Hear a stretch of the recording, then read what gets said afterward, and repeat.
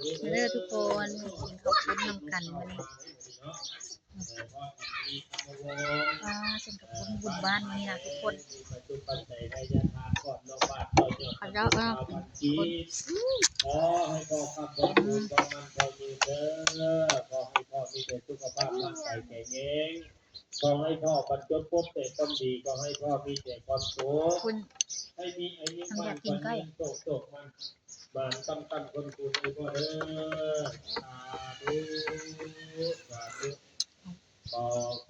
อบใจขอโสมนะ มันมีระวัง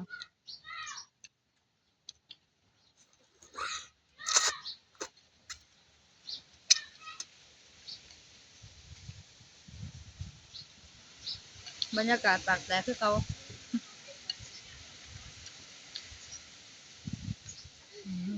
เพชรตาชวนตีนเฮาแม่